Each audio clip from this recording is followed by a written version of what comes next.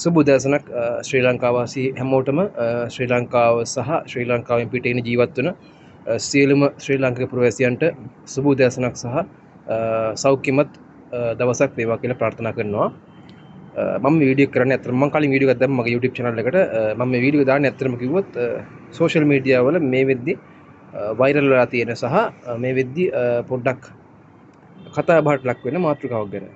ඒ තමයි මේ අර ස්වාමින් වහන්සේ නමක් යයි කියා ගන්න පුද්ගලයෙක් වීඩියෝ එකක් දාලා තිනවා YouTube එකට. මම හිතන්නේ ලංකාවට මේ වෙලාවේ තියෙන තත්ත්වය අනුව මුදල් අවශ්‍යතාවයක් තියෙනවා. ඒක නෑ හැමෝම දන්නවා. මේ රටවල් පවා දන්නවා. මේ පිට මිනිස් පවා දන්නවා. විදේශිකයන් පවා ගැන කතා වෙනවා සහ කනගාටු වෙනවා. එහෙම අවස්ථාවක මේ ස්වාමින් වහන්සේ යයි කියා ගන්න මේ සිවුරු පොරවාගත් මේ සාමාන්‍ය පුද්ගලයා ප්‍රකාශ කරනවා මේ රජයට මුදල් අවශ්‍යතාවයක් නැහැ. රජයට මුදල් අවශ්‍ය එයාලගේ බැංක් account එකට දාගන්න සහ ඒ පක්ෂ අරමුදලේ මුදල් ප්‍රමාණවත් කියලා මේ වගේ ආපදාවකට මුහුණ දෙන්න සහ මේ සහන දෙන්න. එතකොට අපි අහන්න කැමති දැන් ඒ වීඩියෝ එක යටින් ඔහුගේ ෆන්ඩ් රේසින් සහ ඒ ඔහුගේ යම් කිසි විදිහක මුදල් එක්කහු කිරීමේ ලින්ක් එකක් ඔහු පළ කරලා තියෙනවා. ඉතින් එතකොට බලන ඕන කෙනෙක්ට තේරෙනවා සාමාන්‍යයෙන් මොලේ පාවිච්චි කරන මනුස්සයට තේරෙනවා මේක මොන වගේ අවශ්‍යතාවයක්ද මේ මොන වගේ කොන්ත්‍රාතයක්ද මේකෙන් මේ ක්‍රියාත්මක වෙන්නේ කියලා. එතකොට මේ වගේ ප්‍රකාශ වලට සාමාන්‍යයෙන් රටේ යම් කිසි දිග සංඝ රත්නය පිළිබඳව වගකිය යුතු යම් කිසි පාර්ශවයක් ඉන්නවද? දැන් අපි දන්නවා සාමාන්‍යයෙන් මේ වගේ ප්‍රකාශ හෝ මේ සංඝ රත්නය ගැන මේ බුද්ධ ශාසනය ගැන විශේෂ වගකීමක් තියෙනවා මේ මහානායක හිමිවරුන්ට. එතකොට මේ මහානායක හිමිවරු ඇයි මේවට නිශ්ශබ්ද? මේවට කිසිම පියවරක් නොගන්නේ. දැන් මේ වගේ ප්‍රකාශ එකක් දෙකක් නෙමෙයි මේක දැන් එකවතාවක් දෙපාරක් තුන් පාරක් වුණා නම් අපි දරගන්නවා මේක නොදැනුවත්කමට තමන්ගේ තියෙන හදිස්සිකමට නැත්නම් මොකක් හරි දෙයකට මෙහෙම දෙයක් කරා කියලා. නමුත් මේක හිතාමතා ඔහුගේ චේතනාවෙන් යුතුව කරපු ප්‍රකාශයක්. ඉතින් මොහු සිදු කරන ගොඩක් ප්‍රකාශ මේ රාජ්‍ය විරෝධී සහ රජයට සහ මේ ලංකාවේ පුරවැසියන්ට විරුද්ධ ප්‍රකාශ තමයි මොහු කරන්නේ. ඉතින් මේ ගැන කිසි වගකීමක් හෝ මොකක්වත් එකට ප්‍රතිචාරයක් දක්වන්නේ නැද්ද මේ මහානායක හිමිවරු? මොකද සිවිල් වැසියන් විදිහට අපිට කිසිම දෙයක් කරන්න බෑ. මොකද මේ වගේ සිවුරු පරවගත්ත මිනිස්සු වුණාට මේ මිනිස්සු අයත් වෙන්නේ මේ පැවිදි ප්‍රජාවට. නැත්තම් මේ සංඝ රත්නයට. එතකොට මේවට කිසිම විදිහක පියවරක් ගන්න උන්වහන්සේලාට බැරිද? ඒ කියන්නේ මේ වගේ ප්‍රකාශ වලට මේ වගේ අබද්ද්‍ර ප්‍රකාශ වලට මේ වගේ නිහින ප්‍රකාශ වලට පියවරක් ගන්න ඔබ වහන්සේලාට බැරි නම් ඒ බැරි වෙන්න හේතුව මොකද්ද?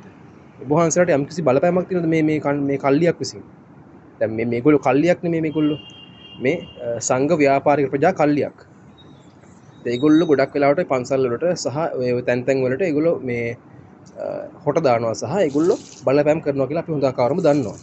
නමුත් අපිට කිසි දෙයක් කරන්න බෑ මේක සිවිල් නීති යටතේ ඕ මොනවත් නීති යටතේ අපිට මොකුත් කරන්න බෑ. ඒ නිසා ඔබ වහන්සේලාගේ වගකීමක් තියෙනවා. ඔබ වහන්සේලා වගකිය යුතු පාර්ශව විදිහට මේ ලංකාවේ සංගරුවනට නායකත්වය ලබා දෙන පිරිස වශයෙන් ඔබ වහන්සේලාට යම් කිසි වගකීමක් තියෙනවා. මේව ගැන හොයලා බලන්න. මේවට මේ විරුද්ධ ප්‍රකාශ කරන්න සහ මේකට ක්‍රියාමාර්ග ගන්න.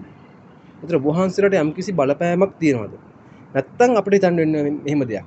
ඔබ වහන්සේලාට සහ ඒ කියන කල්ලියට යම් කිසි සම්බන්ධතාවයක් තියෙනවා. මුදල් මේ වශයෙන් හෝ යම් මොන ආකාරයෙන් හරි යම් කිසි බලපෑමක් හරි නැත්තම් අත යටින් යම් කිසි සම්බන්ධතාවයක් තියෙනවා. ওই දෙකින් එකක් නෙවෙන්න පුළුවන්. මේ වීඩියෝ එක මේ වීඩියෝ දකින්න නම් කවුරු හරි කෙනෙක් මෙන්න මේ වීඩියෝ එක දකින්න කවුරු හරි කෙනෙක් ඉන්නවනම් මේක ෂෙයා කරන්න. මේ ප්‍රකාශ දෙක මම කරන්නේ මම අභියෝගයක් කරනවා. ඔබ වහන්සේලාට මේ කියන කිසිම මම කියපු බලපෑමක් හෝ සම්බන්ධතාවයක් නැත්තම් ඔබ වහන්සේලාට වගකීමක් තියෙනවා මේකට ප්‍රකාශයක් කරලා මොවුන්ව ශාසනය නිරපන්න. ඔබ වහන්සේලාට පූර්ණ අයිතිය තියෙනවා මේක කරන්න. අපිට කිසිම දෙයක් කරන්න බෑ. අපි සිවිල් වැසියන් විදිහට සිවිල් පුරවැසියන් විදිහට අපිට කරන්න පුළුවන් සීමාවක් තියෙනවා. එතකොට අපිට මේ සීමාවෙන් නම් ඔබ වහන්සේලාව දැනුවත් කිරීමක් හෝ මේ ගැන ජනයා දැනුවත් කිරීමක් කරන්න පුළුවන්. නමුත් අපිට සංඝ රත්නය ගැන කිසි වගකීමක් ගන්න බෑ. එතකොට ඔබ වහන්සේලාට යම් කිසි වගකීමක් තියෙනවා. මම මේ කියපු දෙකෙන් එකක්වත් නෙවෙයි නම් කරුණාකරලා මේ වගේ ප්‍රකාශ කරන සහ මේ වගේ හැසිරෙන මොකද ඔහුගේ ඉතිහාසය ගත්තාම ගොඩක් වෙලාවට මේ වගේ නිහින ප්‍රකාශ නැත්තම් මේ මොළහීන ප්‍රකාශ සහ රාජ්‍ය විරෝධී ප්‍රකාශ සහ මේ බුද්ධ ආගමට විරුද්ධව කරපු ප්‍රකාශත් තියෙනවා. ඒ ඉතිහාසය ගත්තත් ඔහුට මේ විදි දඬුවම් කරලා තියෙන්න ඕනේ. නමුත් මේ සහ ඒත් එක්කම ඉන්න කට්ටියක් ඉන්නවා මේ බෞද්ධ විරෝධී, මේ රාජ්‍ය විරෝධී සහ මේ ජනතා විරෝධී කල්ලියක් ඉන්නවා. එතකොට ඒගොල්ලන්ට විරුද්ධව යම්කිසි පියවරක් නොගන්නේ ඇයි කියලා ඔබ වහන්සේලා උත්තර දෙන්න ඕනේ මේ සාමාන්‍ය ගිහි සමාජයට. මොකද ඒක ඔබ වහන්සේලාගේ වගකීමක්. අපිට කරන්න පුළුවන් සීමාවනේ මේ කරන්නේ. ඔබ වහන්සේලා අනිවාර්යෙන් මේකට මෙන්න මේ වගේ සම්බන්ධතාවයක් හරි බලපෑමක් ඔවුන්ගෙන් නැත්නම් හරි මේ සම්බන්ධතාවයක් අත යටින් නැත්නම් මූල්‍යමය වශයෙන් හෝ මොනවම හරි වශයෙන් ඔබ වහන්සේලා දැම්ම මේකට ප්‍රතිචාරයක් දක්වන්න මොවුන්ව ශාසනයෙන් නිරපා හරින්න. හරි? අපි බලන් ඉන්න ඔබ වහන්සේලාගේ ක්‍රියාව ගැන ඔබ වහන්සේලාගේ ප්‍රතිචාරය ගැන බලාපොරොත්තු වෙමින් ඉන්නවා. මොකද මේ වෙලාවේ ඔබ වහන්සේලා පියවරක් ගත යුතුමයි. මේක නැත්නම් ඔඩු දුවනවා. අපිට විතරක් නෙමෙයි මේක අපේ දරුවන්ටත් මේ ශාසනය සහ මේ බුද්ධ ශාසනය මේ බෞද්ධ සංස්කෘතිය අපිට ඕනේ. කරුණාකරලා මේකට පියවරක් ගන්න.